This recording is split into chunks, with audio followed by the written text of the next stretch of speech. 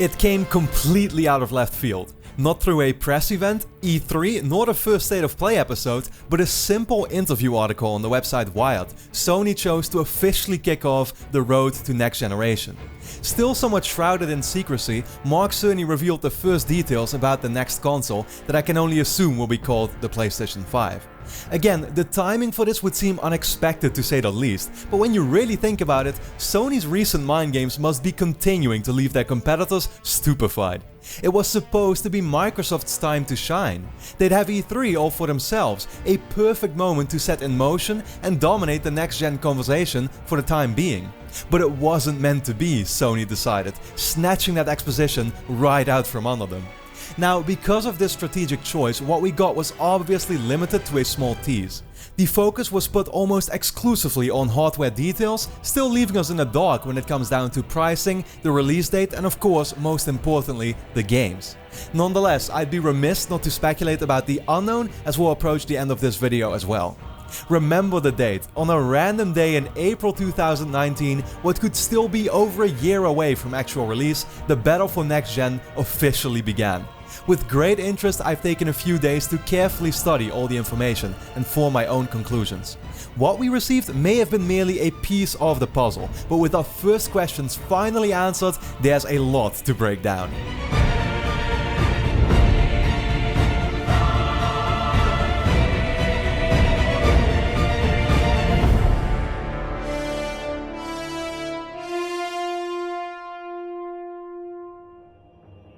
First things first, let's talk about what's actually confirmed. When it comes to the specs, Mark Cerny begins by discussing the CPU. Now, everyone knows that the CPU is one of the most important components to a console, but regardless, I couldn't help but pay a great deal of attention to this paragraph, aware of a fact even more significant in the back of my head. A much improved CPU is exactly what the PS4 Pro lacked, and therefore what will now finally allow for a truly generational leap. As usual, Sony will partner up with AMD to create a custom chip based on the third generation of the Ryzen line. It goes without saying that we can expect a significant increase in graphical fidelity and the amount of objects on screen at once. That being said, and this counts for the Navi family GPU as well, Sony is keeping exact details on sheer compute power close to its chest, so really there's no grounds for comparisons yet. I can only assume that the exact hardware specs will not be locked in until closer to launch, and they obviously don't want to hand Microsoft any knowledge for the time being. Doing so would give them an idea of how strong the next PlayStation will be, including a concrete indication of the price point to expect. Now, once again, this has spawned the million-dollar question, and I've seen many people ask it on social media. Will this mean that every game runs at 60 frames per second? The answer remains no, and allow me one more time to clear up this common misconception. High frame rates will forever be up to each individual game studio to set as a target. No matter how powerful the console becomes, no matter the resources available, developers get a choice to use what they're handed and focus on what they find most important to the experience. They may go for the best graphics achievable, for the most events happening on screen at the same time, or they can sacrifice some of that and go for that notorious 60 FPS. It never has depended on the offered hardware, and it never will. Progress in this regard can only be made as more gamers request for higher frame rates. Now, the good news is, having seen popularity for this idea increase in the last years, we're already seeing a trend where more developers choose to answer the demand. However, if you'd ask me, ideally I would like to see the inclusion of graphic modes to become the standard on console. This is something that began with the PS4 Pro, and games like Tomb Raider, God of War and Hellblade are perfect examples, giving you as the player the choice to select between high resolution, graphics or performance modes.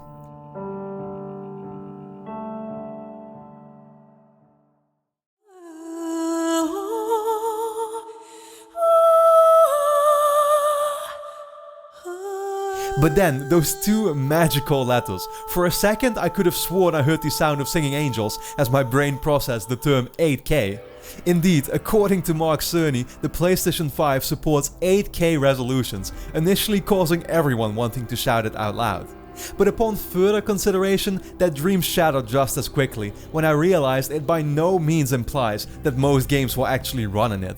To put things into perspective, I think back to the PlayStation 3, a console that was said to support 1080p TVs from launch. Now sure, if you turn on the option, then yes, you were greeted by an XMB menu crispier than anything you'd seen at the time. Sadly, the actual amount of 1080p games were few and far between. The highest resolution seemed only reserved for a few small-scale indie titles, so I'd suggest we tone it down for now. Not that it's a big deal anyway, let's first hope everyone makes their way to 4K in the upcoming years and that all games are able to run in it without issue. I felt the same way about the mention of ray tracing. It's a technique that's meant to add another layer of realism by upping the accuracy of light and reflections. Nvidia's latest RTX cards have been the first to support it in the mainstream market, and while you can clearly tell the difference, it can have an incredibly large impact on performance. Depending on your PC rig, this doesn't have to be a deal breaker, but for the limited power available in a console, we'll have to wait and see if ray tracing could be regularly put to use. You can probably tell where I'm going here. It's easy to get carried away by the sheer potential of what Mark Cerny hinted at. It's precisely what happened to me when I read the interview for the first time. Once I then began doing my research and truly think everything through, I found myself to become more and more skeptical. Now, here's the thing, I do believe that the PlayStation 5 will provide the leap that was much needed. Games are gonna look better, they're gonna be sharper and more fluent thanks to the improved processor and GPU. Having said that, I think we should not ignore that the mention of ray tracing and 8K resolutions may just as well serve as buzzwords to keep us in anticipation for the time being as we wait to see how games will actually look. More exciting than anything to me was the stuff discussed towards the end. PlayStation 5 will have 3D audio, allowing you to experience sound from all angles. I can't wait to see what this will mean for multiplayer matches, giving you the ability to hear not only if, but where an enemy is sneaking up on you, or how it can enhance the sense of presence felt within VR. Speaking of PlayStation VR, my suspicion was confirmed that the original model will be compatible with the PS5, while an upgraded version is to be expected in the years to come. Like I discussed in my massive video speculating about PS5 last year, it seemed only logical that PlayStation would want to spread their hardware releases instead of dropping them all at once. The price tag simply becomes too steep, releasing two expensive products simultaneously, and a successful launch for each is necessary to ensure a healthy future. Whether VR continues to be a key pillar will depend fully on whether the player base continues to grow. But the direction for VR wasn't the only prediction I got right. PlayStation 5 supports physical games, a sign that despite the digital marketplace growing each year, we're not quite ready yet for an all-digital future. Even better though, like I expected, it will be backwards compatible with PS4 titles. Last year I pointed out that both the transition to a traditional PC architecture, as well as Sony's eagerness to stay in the lead, made backwards compatibility a no-brainer. And credit should obviously be given where it's due. Microsoft's emphasis on Play Anywhere in recent years forced Sony to follow along in order to keep its large user base bound to PlayStation. Now, unclear is how this backwards compatibility will exactly work. Is every game instantly compatible? Will digital purchases carry over too? Personally, I wouldn't settle for anything else than a resounding yes, but only time will tell. If it's anything like the PS4 Pro, I assume that the most popular titles will receive a patch, allowing us to finally experience games like Bloodborne and Uncharted 4 in 60 FPS, and man is that a prospect to look forward to. For a while we speculated if the PS5 could go even further, giving us access to games across every single PlayStation generation, but it appears that chances for that have slimmed down without any mention of these platforms here. Then again, PS4 backwards compatibility alone is enough to make the transition to the next gen much smoother than before, giving us a large library of games from launch that we can keep on playing, unlike this generation where its first year forced us to sit through large periods of drought.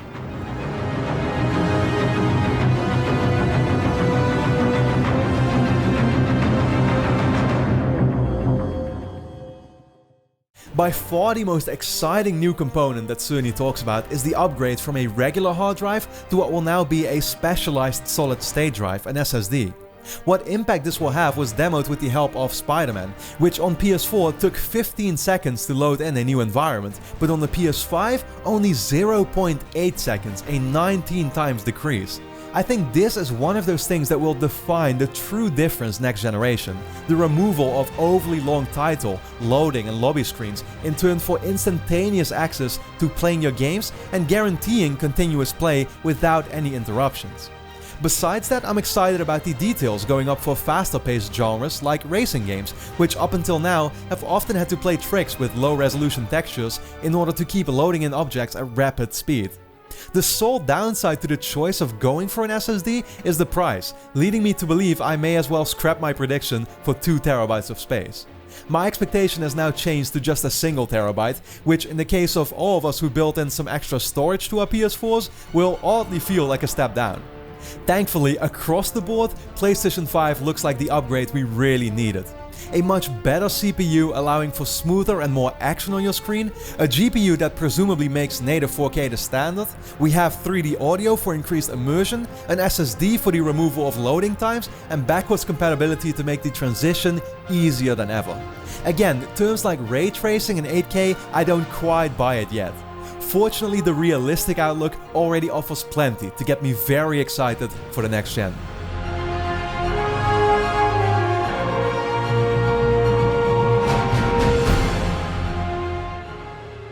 But ultimately, the PS5 tease left us behind with more questions than answers. One of the biggest ones, what's the price going to be? According to Mark Cerny, PS5's price will be quote-unquote appealing to gamers in light of its advanced feature set. Now, if you'd ask me, there is absolutely no way the company will make the same mistake it did in 2006 that spawned the famous $599 meme. A key reason for both PlayStation 4 as well as PS4 Pro's success was the $400 price point, striking a perfect balance between satisfying the core gamer while being affordable for the mainstream market. This time around though, I am not gonna lie, odds are looking smaller that they'll reach that target. In 2013, PS4's hard drive was calculated to cost around $37 to produce, and you can bet that the SSD alone is enough to crank that price up by at least double the amount. Add in a potentially more advanced controller and the upgraded chipset, and I suspect we're looking at a $499 price at launch. It's gonna be interesting to see what happens though. Rumors are that Microsoft is also building an entry-level version for the next Xbox at a reduced price, and who's to say that Sony won't follow suit? Let's face it, we're heading in that direction. People are making their own choices in how much they're willing to invest when it comes to smartphones, to PCs, but even the mid-generation console versions. Then there's the DualShock 5. Not having been provided with any new information, I'll stick with most of my original predictions. The biggest challenge will be to improve the battery life while finding a solution to the touchpad's pointless battery draining presence, while maintaining the ability for those backwards compatible games to be compatible. In other words, could the touchpad even be removed to keep PS4 games automatically playable? Recent patents have indicated that PlayStation is experimenting with a small touch screen instead, surely an alternative that would prove more useful, but at the same time drastically increasing the cost of new controllers. At first I was hesitant, but now knowing that Sony may have $100 extra to shop around with, I could totally see it happening. But at the end of the day, it's all about the games. I went over the remaining roadmap quite recently, and the current status is that nothing's really changed. Death Stranding, The Last of Us Part 2 and Ghost of Tsushima are still in a state of stagnancy, waiting until Days Gone is at last pushed out the door. Is there nothing new to go by at all? Not entirely. According to the article, when asked, Cerny's all too familiar smile suggested that Death Stranding could release on both platforms alongside the launch of PlayStation 5. While I've come to accept that it looks like Death Stranding will indeed be the last game we'll get to play out of the big three, I personally remain a believer that it will be out before that time. More positive news has come out of Naughty Dog, with motion capture wrapped up for the main actors and the final scenes of The Last of Us Part 2 now shot. Uncharted 4's mocap ended 6 months before going gold, which would indicate that The Last of Us could be gearing up for a release around November. It's been a while since we've seen a major PlayStation exclusive come out in the late fall, but if any of the big three were to make it to this year, then The Last of Us Part 2 has my vote. I presume that all three games will be out in the wild come autumn next year, leaving plenty of room for PlayStation 5 to hit the fall, along with its own launch titles and with graphical updates for the before mentioned games. What those launch titles are is hard to guess right now. Safe bets are on Gran Turismo and a new IP from Sony Japan. Furthermore, all eyes are peeled on Guerrilla Games, with Horizon released in early 2017 and therefore the most obvious candidate given the time since their last release. The studio is apparently looking for new developers with multiplayer expertise, making it hard to say if a Horizon sequel that includes some online component is next in the pipeline or another Killzone, against my expectations, could actually be up first. Other than that, I'm especially interested in the third-party side. Rocksteady has been silent for far too long, and Crystal Dynamics' Avengers game should soon be ready for reveal. And what about Fumito Ueda's next project? Some of my favorite game creators have remained in the dark and for a long time. If the reveal of the new consoles is the occasion that's being waited on, I already can't wait to see what they'll bring to the table. Yes, I'm also looking at you, Ready at Dawn. Last but not least, the release date, which is honestly the easiest to guess. Mark Cerny confirmed that the PS5 will not be hitting store shelves in 2019, but with the conversation now having started, one can only assume that 2020 is indeed going to be the year. All that remains is to guess a specific window, and as always the fall seems to be the logical assumption, driven by the idea of simply looking at the past and knowing that 3 major PlayStation titles have yet to be released and receive their own moment to shine in the time leading up to it. Wild's article describes the PlayStation 5 to be a revolution rather than an evolution, but I have to be fair and say I beg to differ. Based solely on the information we received, I believe that conclusion is simply premature. To make PlayStation 5 a truly revolutionary console, we will need to see conceptual innovations in the way we play games, the types of games that can be offered, and the way in which we purchase our products moving forward. PlayStation's business model versus that of Xbox Game Pass or Google Stadia, the new functionalities of the DualShock 5, the future of VR and other conceptual innovations of both the console and upcoming games, these are the things that will define whether the term revolutionary is justified. The moment to decide that has just not arrived yet, but the time to come will tell. What I do know is that the battle for next generation has officially begun, here, right now. Be on the lookout, exciting times lay ahead.